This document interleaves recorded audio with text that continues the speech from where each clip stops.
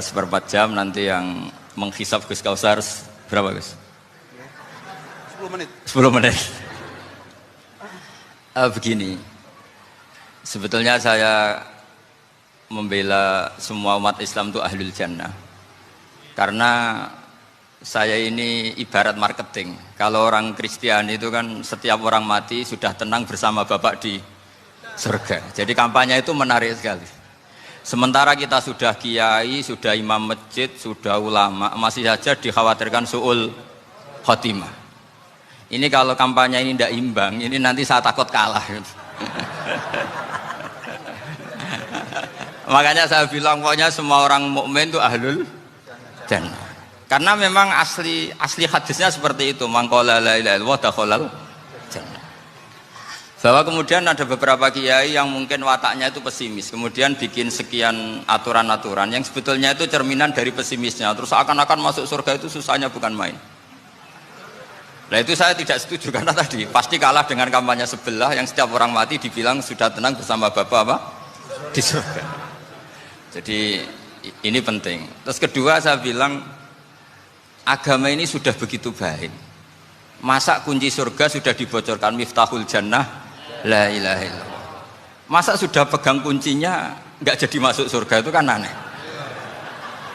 Ya sudah masuk saja, tapi tidak usah minta bantuan saya, masuk aja. Kan sudah pegang kuncinya. Terus ketiga, kenangan terburuk saya ketika jadi kiai itu gini, saya ada beberapa guru SD datang ke saya. Ini agak-agak masalah besar.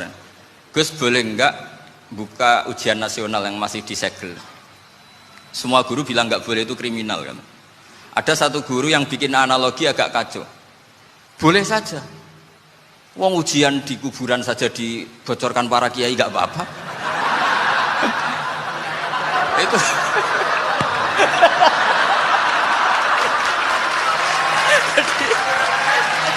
tapi ini kriminal ya.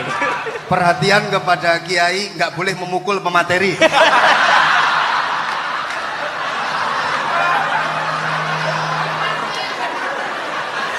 Jadi tentu itu analogi yang salah kan. Marrobuka kan, Tuhan kamu siapa, nabi kamu. Tuhan kamu siapa, nabi kamu siapa, imam kamu siapa. Ini kan sudah dibocorkan oleh para kiai. Artinya apa? Nak raiso jawab kebablasan gitu. Terus guru ini berpikir kalau ujian akhirat sekrusial itu saja bisa dibocorkan, kenapa ujian nasional tidak boleh? Tentu ini kias yang salah, saya tidak ngajari seperti itu. Tapi saya ngajari ke kalian betapa mudahnya masuk surga. Kunci jawaban sudah dikasih, kunci pintu masuk sudah dikasih. Kok sampai tidak masuk, ini kebablasan. Paling salah gurunya. Jadi ini kenapa saya sering cerita orang mukmin semuanya itu min ahlil jannah, itu saya jamin. Sama tidak usah takut su'ul khotimah, tidak usah takut berlebihan seperti itu. Karena setahu saya, setidaknya saya mewakili ulama zaman ini. Rata-rata guru kita ini bermadzhab Syadzili dalam berkeyakinan berpikir tentang Allah. Di antara ini yang mulai saya ngomong serius, supaya tadi kan guyonannya sudah diambil Gus Reza sama Gus Kausar. Saya tahu kenapa mereka guyon. Kalau ngomong serius takut kalah sama saya.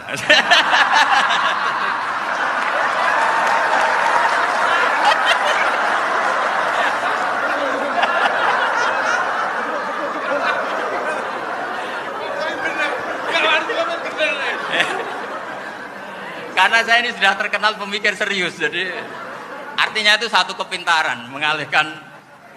Ya, oh ya, sudah itu satu kecerdasan. Tidak hanya ngalim tapi betul cerdas. Betul cerdas. Jadi itu bukti beliau-beliau ini cerdas itu. Saya berpikir begini, ini madzhab Syadzili. Kita semua tentu Syadzili karena kita semua ngaji kitab hikam. Kita tahu kitab hikam itu muridnya Abul Abbas Al-Mursi. Abul Abbas Al-Mursi muridnya Syekh Abil Hasan apa? Asy-Syadzili. Saya masih ingat betul makalah itu dan saya ulang-ulang. Setiap saya ngajar di sarang saya ajarkan itu. Kilali kata Abul Hasan Asy-Syadzili, saya pernah dapat hatif, dapat semacam ilham. Apa makna min syarril waswasil khannas? Itu kata beliau dijawab oleh hatif itu. Hatif itu nggak perlu diterjemah tadi ada karena tadi diajarin itu. Apa yang dihidupkan itu nggak perlu dijelaskan. kata hatif tadi, wasfasun yadkhulu bainaka wa baina habibika. yunsika altofahu alhasanah wa yudzakiruka af'alaka asyi'ah wa yukassiru indaka dzatas shimal wa yuqallilu indaka dzatal yamin liya'dila bika an husnidzanni billah ila su'idzanni billah. Jadi yang dikatakan waswas adalah kamu digiring untuk hanya ingat sisi-sisi kamu yang negatif, dilupakan bahwa Anda punya sisi-sisi yang positif. Misalnya seperti ini, mungkin secara fikih tadi banser-banser tegas, wah ini masalah lelaki perempuan dipisahkan gini-gini. Tapi kenapa Ghazali bilang ya sudah gini gak apa-apa. Sebetulnya ada rukhsah itu karena ini di depan umum. Yang paling pantangan Nabi itu layak luwana rojulun bimroatin. Ini ada yang menjaminnya gitu. Malah khawatir saya di sini dipisah tapi setelah berduaan nggak bisa. Jadi toleransinya karena ini di depan umum. Itu masih ada toleransinya. Layak luwana rojulun bimroatin. Begitu juga ketika kita dosa, misalnya kita dosa, orang Islam setiap dosa itu pasti ingat salahnya, kemudian istighfar. Dan ketika satu kebaikan dibandingkan keburukan, itu kata semua ulama, karena sayyi'ah itu bernilai 1, kebaikan bernilai apa? 10. Itu masih surplus berapa? 9. Jadi itu cara berpikir Abu Hasan Asyadzili. Kenapa kamu harus berpikir positif tentang Tuhan? Sekali berpikir tentang negatif, itu bahaya betul. Misalnya begini, kamu berpikir tak rewangi jadi kiai, sujud, rukuk, ternyata aku tetap lebu neraka. Gunanya apa? Itu menurut saya kan nggak punya akal. Sujud itu satu kelaziman menghamba kepada Allah. Normalnya seorang hamba itu ya sujud. Kemudian gara-gara kamu ingin masuk surga, terus logika kamu dibalik. Gunanya apa saya sujud? Ternyata saya masuk neraka. Itu pertanyaan yang benar-benar bodoh dan itu menjadikan Allah benci. Logikanya dibalik begini. Ini saya ngomong serius karena ini bentuk kemenangan saya ini bentuk kemenangan saya. Saya berkali-kali ngomong di kota pelajar di Jogja karena banyak pengujinya juga. Bukan sekedar pendamping tapi penguji. Banyak yang profesor, bukan sekedar doktor, banyak yang profesor. Jadi biar ini dok. Begini. Saya pernah ditanya sama seorang dosen, Gus, saya ini ngaji hadis banyak, tapi ada yang saya tidak paham. Yaitu mangqala la ilaha illallah dakhalal jannah, ada kalimat wa in zana wa in saraka. Meskipun pernah zina, pernah maling. Ini kan seakan-akan mentoleransi perzinaan dan pemalingan.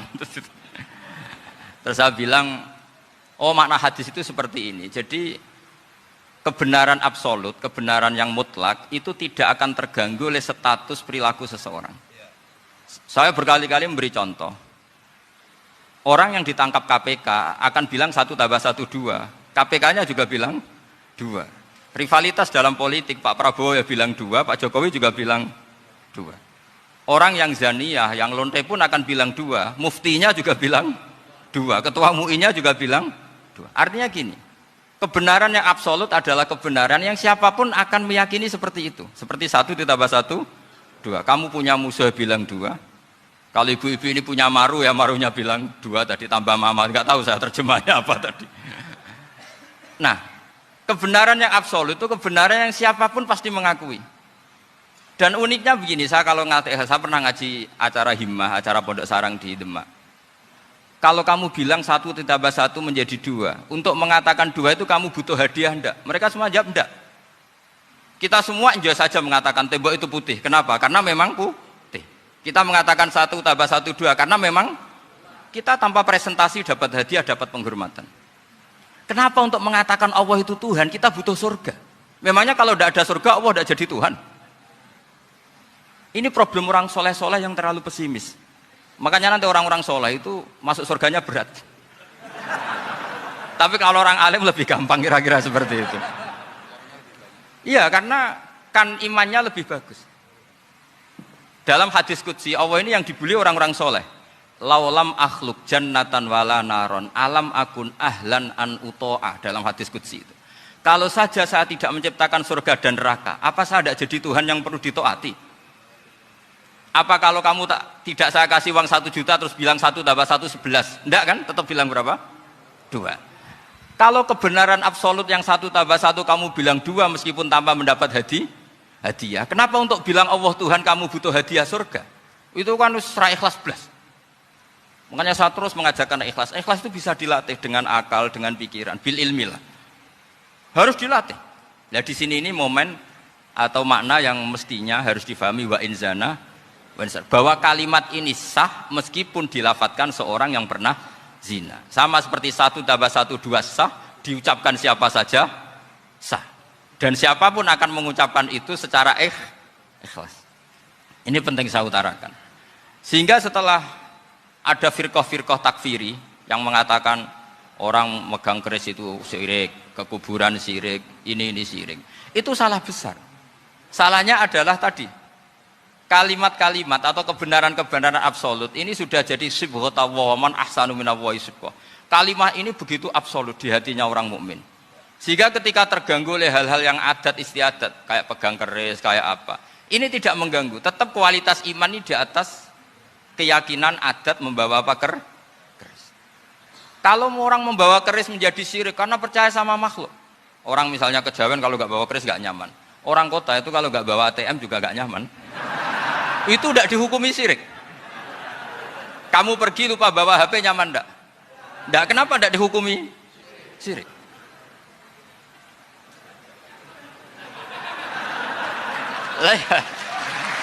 Jadi ini logika-logika. Jadi makanya ini Gus Reza boleh ngeritik saya. Saya tuh berkali-kali bilang, saya termasuk ulama yang mau bikin gerakan cangkem elek. Karena nanti kalau saya nisbatkan ke Rasulullah itu tidak pantas karena Nabi ahsanan nasi khalqau wa khuluqa. Tapi saya siap jadi bempernya Rasulullah sallallahu alaihi wasallam. Pernah ada diskusi di Jakarta, ini kisah nyata. Apa dalilnya setelah sholat salaman? Mana hadisnya? Itu dijawab hadisnya tentu kita kesulitan. Kalaupun ada hadisnya dhaif semua yang masalah musafahat. Akhirnya mau tidak mau dijawab pakai cangkem elek.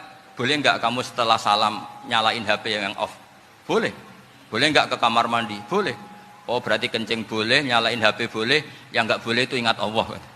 Karena mereka mengkritik wiridan, ngeritik salam. Akhirnya mikir deh. Ada enggak hadisnya orang setelah sholat nyalain HP? Enggak ada kan?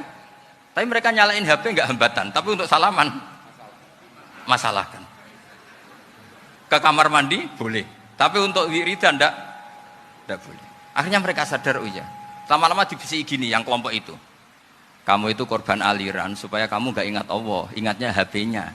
Sehingga orang wiridan kamu kritik, orang nyalain HP enggak kamu kritik. Itu kelompok itu adalah kelompok orang-orang yang supaya orang Islam itu lupa Tuhannya. Itu gerakan cangkem elek, tapi jadikan orang sadar. Jadi ini penting. Jadi kalau kamu tidak bisa bela agama dengan jalan yang lurus karena tidak bakat gitu, nggak apa-apa pakai cangkem elek tadi. Karena nggak mungkin gerakan ini dinisbatkan kepada Rasulullah Shallallahu Alaihi Wasallam. Kalau soal sanad, saya punya sekian sanad tentang itu, tapi tidak usah kamu ikuti. Ada orang tanya, ya Pak Kiai kalau setan dibakar di neraka panasan enggak? Ya panasan. Lo kan setan dari api, ngapain harus panasan? Kan materinya sama. Terus Kak Kiai tadi gak kesulitan, dia ngambil pasir, disawur di wajahnya. Wah sakit Kiai, kamu kan dari tanah, kena tanah kok. Jadi itu ada sekian, artinya gini ya, kalau kesulitan jawab pakai baik-baik ya sudah pakai cangkem elek itu aja kan. Nah, tapi tentu kan gerakan ini tidak mungkin dinisbatkan kepada para nabi. Tapi saya pastikan meskipun nggak bisa dinisbatkan kepada para nabi dari segi cangkem elek tadi, tapi secara semangat itu sama. Saya punya sekian contoh. Benar Gus Riza tadi gojok saya sengawur-ngawurnya itu masih punya sanad. Itu pas saya ngawur pun masih punya apa? Sanad. Nabi Ibrahim itu ketika faja'alahum juzatan illa kabiralahum itu si berhala paling besar dikasih kapak. Ketika mereka geger, ini siapa yang berhala kecil? Kata mereka, sami'na fata yadhkuruhum yuqalu lahu Ibrahim. Ya kira-kira Ibrahim lagi. Terus setelah Ibrahim didatangkan, siapa yang melakukan ini semua? Ini jawaban Nabi Ibrahim, bal fa'alahu kabiruhum hadza. Ya tanya yang bawa pedal, saya kan tidak bawa. Terus kata orang-orang, otak kamu itu di mana? Masa berhala disuruh nanya, kan nggak bisa ngomong. Ibrahim kembalikan, uffil lakum wa lima ta'buduna min dunillah. Lalu otak kamu di mana? Sudah tahu tidak bisa ngomong kok disembah gitu. Itu ada kata uffin loh. Uffin itu kalau diterjemah kira-kira ya agak-agak jancuk gitu. Kira-kira Ya kira-kira seperti itu. Jadi Sekarang dalile jancuk apa Gus? Pakai juga biasa misalnya sakit kamu. sudah itu. Gimana? Jancuk itu dari daksu. Dak tinggalkanlah suan perkara sing elek. Krono ilate wong Surabaya kakean rawon, akhirnya ngomongi jancuk.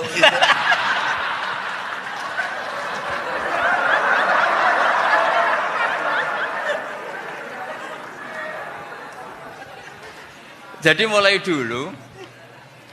dulu melawan kebatilan itu harus pakai logika yang vulgar. Karena memang nggak mungkin dengan bahasa-bahasa priayi itu nggak mungkin.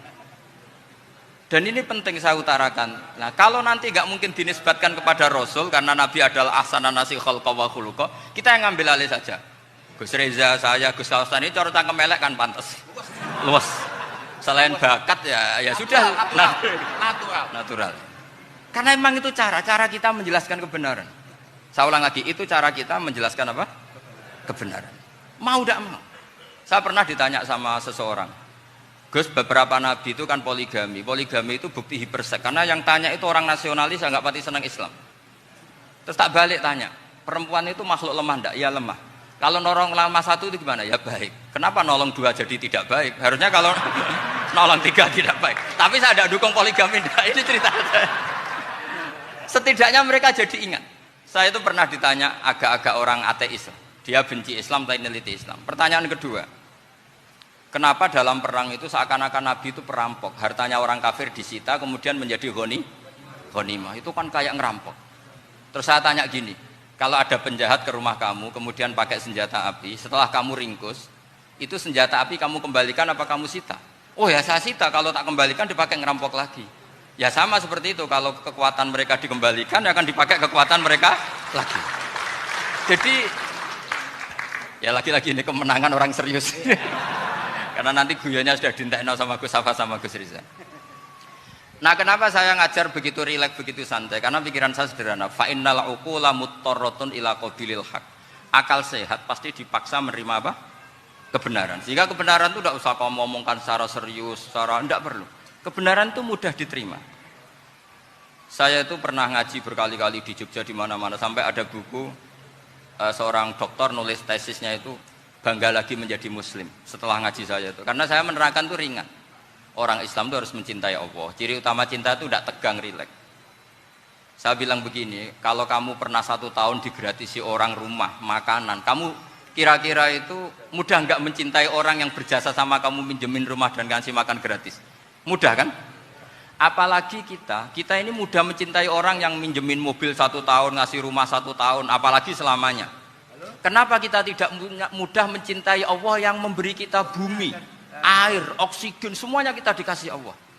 Akhirnya mereka mikir, wong mencintai seseorang yang ngasih dalam durasi 1 tahun saja mudah, apalagi mencintai Allah yang ngasih kita tanpa batas. Itu disebut walladzina amanu asaddu hubbal lillah. Orang mukmin itu mudah sekali mencintai Allah. Caranya dilatih tadi. Kita mudah mencintai orang yang berjasa sama kita. Kenapa tidak mudah mencintai Allah yang tentu jasanya lebih besar? Nah, karena akhir-akhir ini banyak orang yang terlalu nazir, terlalu apa? Kata Nabi kan basyiru walatu nafiru yasiru walatu asiru. Sehingga saya bikin gerakan. Pokoknya semua orang mukmin pasti masuk surga. Nanti soal ada kesalahan-kesalahan kecil yang menjadikan orang su'ul khotimah itu sifatnya kehati-hatian. Jangan menjadi hukum. Hati-hati itu tidak menjadi hukum. Kalau kamu nyupir hati-hati itu bukan berarti pasti kecelakaan. Enggak. Hati-hati itu ya hati-hati saja, tidak menjadi hukum. Ini penting saya utarakan karena kubu sebelah kampanyenya sudah tadi, setiap mati pasti tenang bersama Bapak di surga. Sementara kita mau kampanye, kamu sholat tidak mesti diterima, haji tidak mesti diterima, jadi kiai tidak mesti masuk surga. Coba kalau kita kampanye gitu terus, yang mau jadi muslim itu siapa? Jadi ini sudah tak perhitungkan matang-matang, saya milih macam seperti itu. Ya ini saya pikir sudah, ini pembandingnya supaya punya waktu. Saya suka sekali. Nah ini yang sesi terakhir ya, sesi terakhir. Saya akan cerita fikih karena Nyun memang- sewu Gus, ada iklan sebentar dari ibu-ibu, pentolan mic kurang dekat ke mulutnya Gus Baha. Sehingga suaranya tidak terdengar sampai ke belakang. Oh, gitu, Pentolannya didekatkan Gus Oh, ke mulut. Ini kalau ngomong konotasinya itu mesti nyerempet. Sudah apa ya? Sudah ahlinya di situ. Ya malah kayak gitu.